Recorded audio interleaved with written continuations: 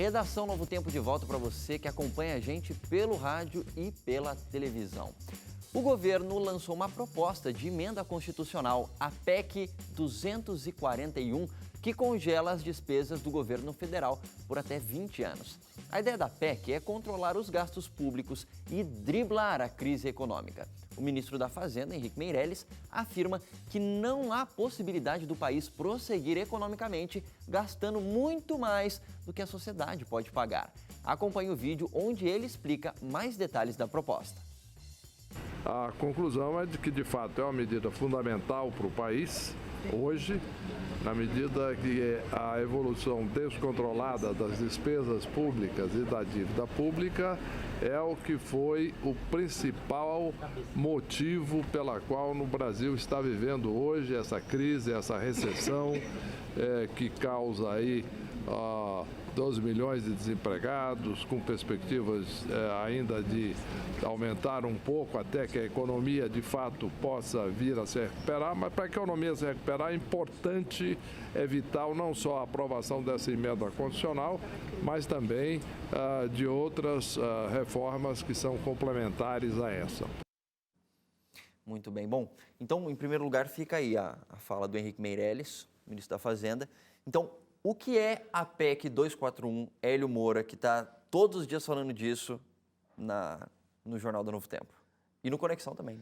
É a principal aposta do governo de Michel Temer neste momento para solucionar o problema do déficit público. Porque eu digo principal neste momento porque a principal de verdade é a reforma da Previdência, mas ela é tão polêmica que o governo achou melhor deixar para depois, para discutir isso depois, junto com a reforma trabalhista, só para o ano que vem. Então, para agora, é a principal, porque em suma, o que a PEC diz é o seguinte: o governo não vai mais poder aumentar os gastos públicos.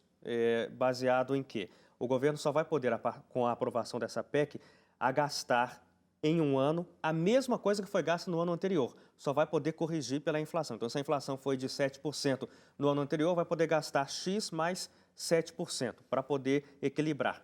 A intenção do governo é que, com isso, as contas públicas não fiquem aumentando, porque quando o Michel Temer assumiu, eles fizeram aí uma varredura nas contas públicas e chegaram à conclusão de que neste ano o Brasil ia fechar com 170 bilhões de rombo. Inclusive, já foi aprovado esse rombo pelo Congresso Nacional. Ou seja, 170 bilhões que não deveria ter gastado. Que não deveria ter gastado. Gastou sem ter, então gastou mais do que tinha. A equipe econômica de Michel Temer atribui isso à gestão petista, dizendo que o PT gastava mais do que recebia, principalmente com projetos sociais e com o que eles chamam de artimanhas para poder manter o PT no governo. Então, o governo de Michel Temer quer acabar com a possibilidade disso. Essa PEC, na visão dos economistas que são apoiadores do projeto, dizem que ela vai se aliar à lei de responsabilidade fiscal, que já existe desde muito tempo aqui no Brasil, que diz o seguinte: a lei de responsabilidade é que um governo não pode gastar mais do que recebe, não pode deixar acabar a gestão com déficit. Então, isso é para ajudar um pouco mais nessa questão. E aí o governo não vai ampliar os gastos, o que é controverso na visão de muita gente, porque, segundo os opositores, isso aí vai acabar prejudicando o investimento que o Brasil precisa fazer em algumas áreas específicas, principalmente educação e saúde. E quem vai definir isso é o Legislativo Federal Brasileiro, a Câmara dos Deputados, os senadores. E no último dia 10 aconteceu o primeiro turno da votação na Câmara dos Deputados e 366 deputados aprovaram o texto da PEC e teve muita gente comemorando. A aprovação em primeiro turno da proposta de emenda à Constituição pela maioria expressiva de 366 votos é sinal claro do compromisso do Congresso Nacional com a recuperação do equilíbrio fiscal e com o resgate da responsabilidade na gestão do orçamento público. É importante sublinhar que a busca do equilíbrio das contas não é um fim em si mesmo, mas é um meio para a retomada do crescimento, para a redução das taxas de juros e para o aumento do emprego. A emenda não retira nenhum dos direitos garantidos pela Constituição e preserva os gastos justamente nas áreas de saúde e de educação. Muito bem. Bom, a gente falou um pouquinho aqui por que ela é necessária de acordo com o ponto de vista do governo para equilibrar as contas públicas e fazer a economia supostamente voltar a estar normalizada dentro do que tem a ver com os gastos públicos do governo federal. Agora, quando é que ela começa a valer, se ela for aprovada de verdade, assim, na última instância? 2018, né? Não, ela começa a valer já para o ano que vem. Ah, tá. É verdade. Acho que saúde e educação, que é 2018. Para saúde e para educação, o governo disse que vai tirar da PEC para o ano que vem e só passa a valer a incidência do aumento só pela inflação também, aí só para 2018. Agora, Mas tem um precisa problema acontecer muito alguma grande. coisa antes dela começar a valer, porque agora não está valendo. Não, Foi não. a primeira você votação na perguntou Câmara. quando começa a valer, depois que Se tiver for aprovado, você aprovado. perguntou. E onde que vai ser aprovado? Não, a aprovação Quais é são quando terminar a tramitação do Senado. O Renan Calheiros, que é o presidente do Senado, já está se reunindo com senadores ali, com líderes da base governista e os oposicionistas também, na intenção de, inclusive, reduzir os prazos, porque dentro do legislativo existem prazos que são chamados regimentais, quer dizer, o regimento obriga determinados prazos. O que ele quer, o Renan Calheiros, é abreviar os prazos todos para que até o final deste ano a PEC já tenha tramitado nas duas casas e entre em vigor para valer já a partir de janeiro.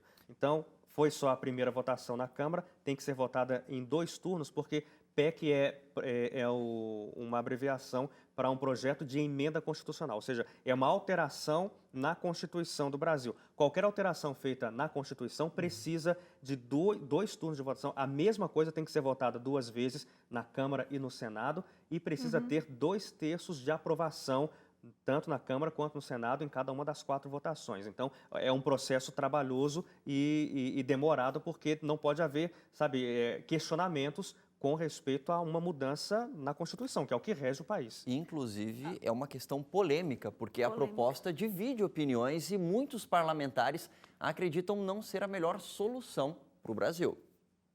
Não somos contra limitar os gastos públicos à arrecadação. O que somos contra e vamos combater é limitar os gastos apenas nas áreas sociais, apenas na saúde, na educação e na assistência social, para poder, tem que ficar bem claro, para quê? Para aumentar o lucro dos banqueiros. Podem ter certeza que será judicializado o mérito dessa matéria, porque ela viola preceitos pétreos da Constituição. Entre eles, direitos e garantias individuais que cada cidadão tem de acesso à saúde, de acesso à educação, que são direitos universais hoje. Bom,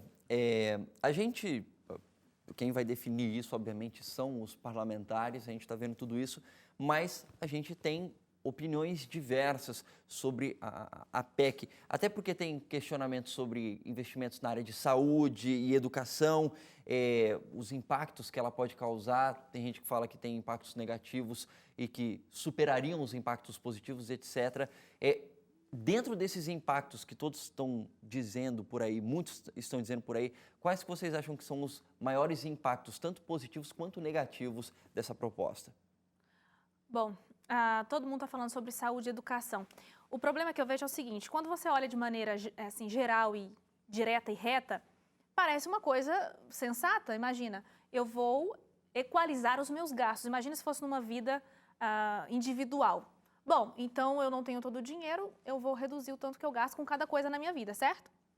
Só que esses impactos, eles vão ser muito evidentes nos aspectos sociais aqui no Brasil, pelo que eu percebo. E a gente vê, por exemplo, aí os profissionais da área da saúde falando muito contra isso, porque o nosso sistema de saúde já é precário, já tem uma defasagem muito grande assim, de recursos, de verba, e congelar esses gastos é um problema muito grande, já que na área da saúde precisa investir em tecnologia e quanto mais passa o tempo, mais tecnologias são descobertas, né, e mais grana precisa ser investida nesse esquema. O que eu ouvi a respeito dessa classe, né, dos médicos e tudo, que o SUS é uma conquista do povo brasileiro e deveria ser valorizado, congelando os gastos, isso vai ficar pior ainda do que já está. Na área da área da educação, o que a gente percebe é o seguinte, se a educação vem para tentar diminuir a desigualdade social, congelando os gastos numa área que também está em defasagem, principalmente nas nossas universidades públicas, vai ficar pior ainda a situação, a nossa desigualdade vai aumentar ainda. O que a gente percebe é que essa é uma medida realmente para tirar o Brasil da crise, mas ela é muito pró-mercado. E realmente, pelo que a gente enxerga assim, e que a gente ouve pela proposta, especialistas dessa área do mercado financeiro, vai ser uma solução para salvar. Mas e socialmente, como fica o nosso país? vai vir o investimento de fora, porque a ideia do governo é realmente essa, olha, vou aqui equalizar as minhas contas, viu, galera? Vocês que são aí de fora, pode começar a investir no Brasil, porque a gente agora está tentando regularizar a nossa situação, venham todos.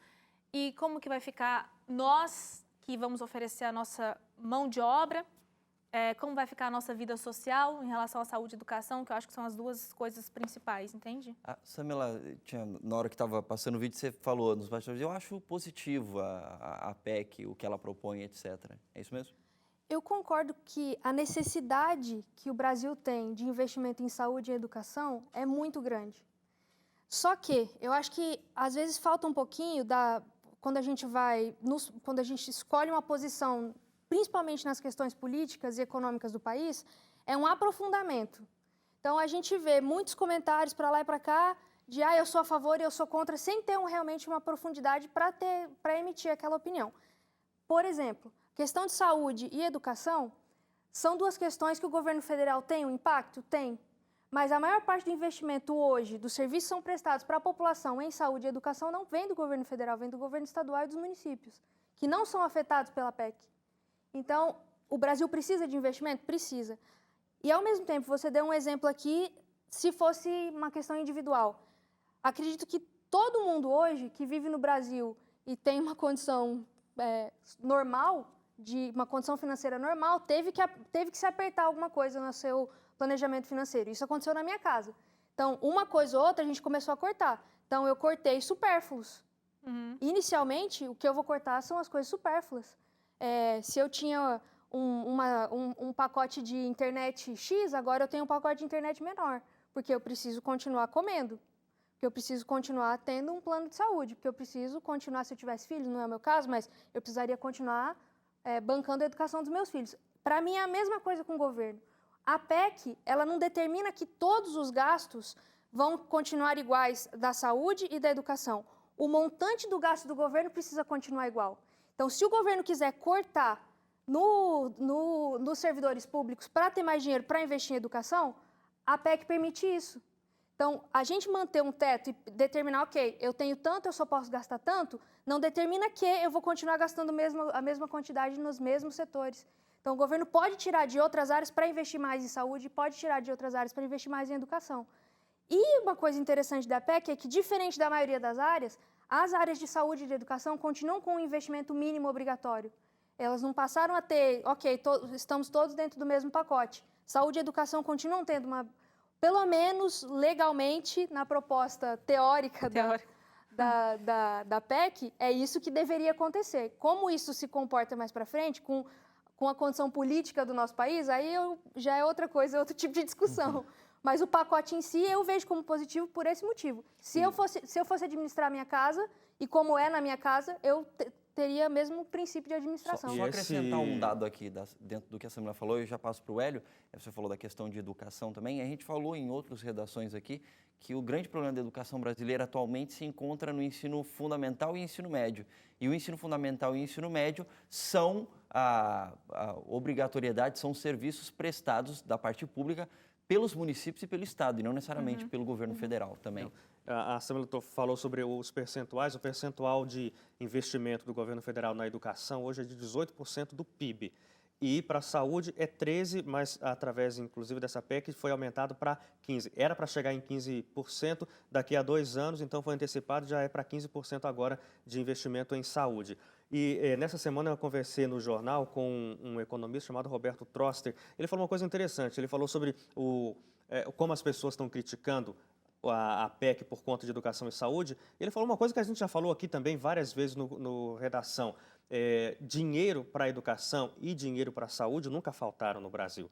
O que falta no Brasil até hoje é gestão pública de qualidade, para fazer esse dinheiro que existe ser bem utilizado e ser gerido. Aí a gente passa por corrupção, a gente passa por desdém do funcionalismo público, muitas vezes em abordar esse assunto, em cuidar da saúde e da educação no Brasil. E uma coisa que o Trocer falou, que aí eu chamo a atenção, é que ele disse o seguinte, não é a PEC que tem que tratar disso, mas são os governos tratarem disso. Hoje no Brasil, quem tem dinheiro para estudar, estuda nas escolas, nas universidades públicas, federais, que são de graça.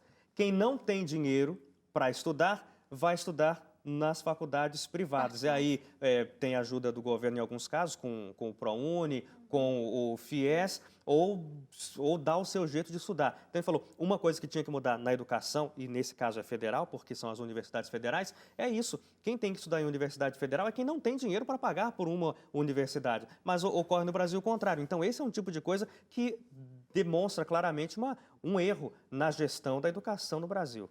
Teve bom você tocar nesse assunto, porque esse foi um dos argumentos positivos que me chamaram a atenção. Esse e o outro que eu vou dizer daqui a pouco, sobre a gente não ter dinheiro e sim uma má administração. Esse lance das universidades, eu concordo plenamente, acho que aí a gente abre várias discussões aqui dessa PEC, né, se a gente for destrinchando mesmo. O que eu achei legal, um amigo compartilhou que estudou em Portugal, as universidades públicas lá, as pessoas contribuem com, acho que em Portugal mais precisamente, acho que são 1.000 euros por ano. Uma pessoa que tem condições financeiras, ela contribui com a universidade, né, pagando esse valor simbólico, assim. E quem não tem dinheiro realmente estuda de graça. Então, é um modelo que eu achei muito legal. Acho que a Europa quase que toda adota esse estilo, que eu acho que poderia ser muito bem-vindo aqui no Brasil, né? Eu achei muito legal. Agora, tem uma coisa interessante dessa PEC, que a proposta dela é que ela faça essa situação do congelamento dos gastos públicos, tendo a correção apenas pela inflação, por 20 anos, sendo a possibilidade de ser corrigida ou ser revista daqui depois de 9 anos, a partir do momento que ela for aprovada. Isso é um ponto interessante, porque o que acontece? Ela não é uma proposta que dura um mandato só, ou 2, ou 3. Ela parece se propor a ser algo para a continuidade da governabilidade no Brasil, e não necessariamente como uma proposta de um governo apenas. Obviamente que tem gente que contesta isso, entraram com representações junto, se eu não me engano, junto ao STF, dizendo que isso seria um problema, porque ia interferir nos gastos de outros governos, que nem se sabe quem seria, mas já foi rejeitado também. Mas, ao mesmo tempo, tem esse lado que parece positivo, parece ser algo pensado para um longo prazo, que é algo que a gente sempre discute quando a gente fala de política. Propostas que tenham que pensar não apenas numa provável reeleição de alguém ou um governo que quer se perpetuar no poder, e sim algo pensado para o Brasil. Por esse ponto de vista, parece ser muito positivo quando você para pensar nessa questão do prazo, ou não, interfere em outros governos que, de repente, podem ter ideias diferentes desse atual governo. Não, certamente interfere, mas é uma situação complicada do ponto de vista político, porque a gente não sabe ao certo quais são os interesses das pessoas que estão nos bastidores da política nacional. A gente vê hoje a oposição ferrenhamente contrária à PEC 241, e um dos argumentos principais diz respeito a que a PEC deixou de fora assuntos importantes. E a oposição diz que, ao invés da PEC, ou antes da PEC, ou além da PEC, o governo tinha que se preocupar, por exemplo, com uma reestruturação da política tributária no Brasil. Que o governo tinha que se preocupar com taxação das grandes heranças. O governo tinha que se preocupar com taxação diferente para aquelas grandes fortunas. Porque hoje, no Brasil, todo mundo paga quase que igual o imposto de renda, né? Então, rico, né? São 11 faixas do imposto de renda, mas quem ganha, sei lá, 10 mil reais acaba pagando o mesmo percentual de imposto de renda de quem ganha 7 milhões de reais ao longo do ano. Né? Então, a oposição hoje diz isso. Mas a oposição hoje ficou 14 anos no governo e também não abordou isso. E a oposição de hoje, que hoje é pequena, porque muitos que eram da situação acabaram se atrelando ao Michel Temer, mas a antiga situação era enorme. A gente viu aí o presidente Lula, o presidente Dilma, que tinha uma base aliada gigantesca, tão grande quanto é hoje a base aliada do Michel Temer. E você não viu essa discussão ser levada adiante. A gente sempre discutiu isso de reforma tributária, mas nunca foi implementada, como também não está sendo discutida agora. Então, por isso que eu falo que é delicado querer tomar um partido fortemente em detrimento de um ou de outro, porque você não sabe direito o que eles estão realmente pensando. A PEC, aparentemente, vai ajudar a resolver um pouco do problema, mas é preciso, claro, ter outras atividades, outras propostas que consigam, de fato, arrumar a casa. Agora, Pode falar, Sandra, fica à vontade. Eu acho que tem um segundo fator que também que é diretamente importante nessa questão de ser uma proposta de longo prazo. A curto prazo, não tem como resolver. Sim. Não tem uma medida que em 2 anos, que é o prazo do governo do Michel Temer, vai resolver a situação do Brasil. Precisa ser uma medida de longo prazo, que tenha... Para a gente sair do buraco que a gente chegou, vai demorar bastante. E os efeitos dessa medida, se for aprovada, ainda vão demorar muito para ser sentidos. Vai demorar bastante para a gente realmente ver se isso realmente teve o efeito esperado ou não. Além da saúde e da educação, uma outra coisa que mexeu muito com as pessoas é em relação ao salário mínimo, né? Porque uma vez congelando, o salário mínimo pode ser afetado e não ter o reajuste. É onde a gente entra nesse caso que você falou, né? Ele parece que, mais uma vez, o pobre vai sentir mais essa mudança do que talvez o rico, considerando que a maioria da população brasileira vive baseada no salário mínimo. Não, mas a PEC ela não afeta o salário mínimo, porque o salário mínimo tem uma política própria de reajuste, que inclusive foi implementado pelo governo do presidente Lula. O salário mínimo tem um reajuste que é baseado no PIB do ano anterior, mais a inflação de 2 anos atrás. Então, ele continua, a PEC não altera. Independente da PEC, ele não vai A PEC não altera a política de reajuste do salário mínimo, não. Outra coisa que eu achei legal desse aspecto positivo, assim, eu acho que foi o próprio Meirelles mesmo que disse isso, que se não for essa medida, teriam que tomar outras medidas mais complexas e mais drásticas, como, por exemplo, o aumento do imposto. Então, quando você olha assim, que apesar de que vocês, né, falaram aqui sobre coisas positivas e tudo, mas tem a oposição e tem duras críticas em relação a isso, parece ser o menos pior.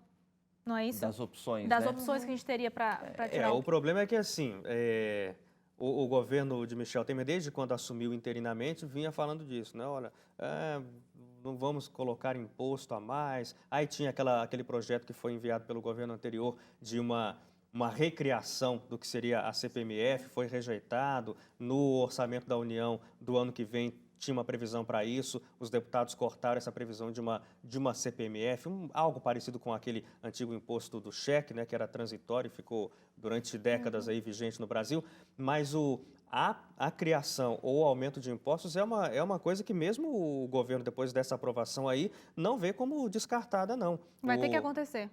Sim, porque, como a Samila falou, a situação não vai se resolver assim, no estalar de dedos, a situação fiscal do Brasil. Para este ano, 170 bilhões de rombo. Para o ano que vem, já está no orçamento, 139 bilhões de rombo. Essa escalada, você vê aqui, de 139 para 170, são 40 bilhões. Então, você não vai esperar que daqui no outro ano, em 2018, já não tenha rombo nenhum. Isso ainda vai se alastrar, vai se arrastar por um tempo. Essa PEC, ela se propõe a não deixar com que os gastos aumentem, mas ela não resolve a situação das entradas do governo. Ela não estanca. Só uma outra coisa, além da PEC, né, a gente já falou, são outras medidas que precisam ser revistas. As duas mais impopulares do Michel Temer e que vão fazer aí grande diferença são a reforma da Previdência e a reforma trabalhista. O governo diz que a reforma trabalhista é importante para poder aumentar empregos e tal. E aí vai ter uma outra briga forte. Inclusive da Previdência, né, Hélio? É onde tem os maiores, é um dos ministérios que tem o maior gasto, né? Exatamente. E aí o problema da Previdência, para aqueles que são contrários à reforma da Previdência, eles dizem o seguinte, é muito interessante, a gente já recebeu aqui no jornal, na Novo Tempo, algumas pessoas são a favor, que são contra, mas eles dizem o seguinte, a Previdência, o problema dela é que ela abarca as pessoas que se aposentam e que durante a vida inteira contribuíram, pega as pessoas que estão em auxílio-doença, afastamento por doença, mas que eram trabalhadores e contribuíram, mas também é do mesmo montante da Previdência que sai o dinheiro para benefícios sociais de pessoas que nunca contribuíram. Sei lá, é alguém que foi trabalhador rural a vida inteira e que não tinha contribuição para o INSS, auxílio para pessoas que têm problemas, nascem com deficiência e precisam de um suporte do governo, sai do mesmo valor. Não que isso não tenha que ser feito, tem que ser feito. Mas a crítica é que esses benefícios, para quem não contribuiu, não pode sair do montante de quem contribuiu. E aí o rombo da Previdência, ele se dá justamente por isso, pelos benefícios que são para aqueles que nunca contribuíram. Se fosse só para manter aposentadorias de quem contribuiu, Daria seria certo? útil. Mas aí esse é outro episódio que isso vai aí ser mais isso aí vai polêmico render ainda o ano que vem do inteiro. que esse da PEC 241. A gente vai fazer um rápido intervalo aqui no Redação Novo Tempo e no próximo bloco a gente conversa sobre um problema que já criou raízes na sociedade e afeta a vida de milhões de pessoas: o alcoolismo. Voltamos já.